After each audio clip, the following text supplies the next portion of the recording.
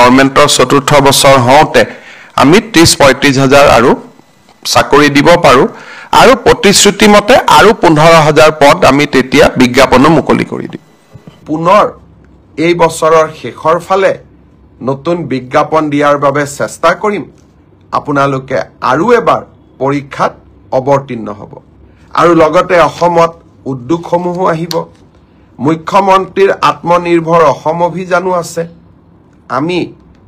নিজকে তৃতীয় আৰু চতুৰ্থ বৰ্গত নহলেও বেলেগ ধৰণে পাছ কৰি বেলেগ ধৰণেও জীৱন সফল কৰাৰ বাবে আমি প্ৰচেষ্টা কৰিম বহুত ল'ৰা ছোৱালীয়ে মোক কৈ থাকে যে চতুৰ্থ শ্ৰেণীৰ পৰীক্ষাত বিএ পাছ কৰা ল'ৰাইও পৰীক্ষা দিছে এতিয়া কথাটো হ'ল আমি কোনোবাই যদি নিজকে চৰকাৰক ফাঁকি দি পৰীক্ষা দিয়ে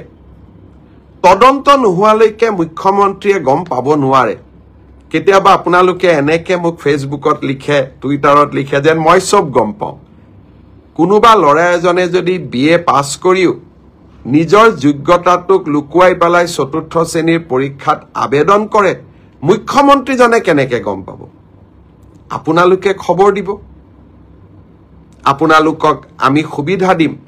যে এনে যিসকল লোকে আপোনালোকে দেখিব যে লিখিত পৰীক্ষাত পাছ কৰিছে কিন্তু এডুকেশ্যনেল কোৱালিফিকেশ্যনক তেওঁলোকে লুকুৱাই ৰাখিছে আমি সুবিধা দিম আপোনালোকক অভিযোগ দিয়াৰ বাবে যাতে অৰেল পৰীক্ষা হোৱাৰ আগতে বা মৌখিক পৰীক্ষা হোৱাৰ আগতে আমি আপোনালোকৰ অভিযোগবোৰ নিৰ্দিষ্ট ইউনিভাৰ্চিটি লগত কথা পাতি আপোনালোকৰ অভিযোগবোৰ যাতে আমি নিষ্পত্তি কৰিব পাৰোঁ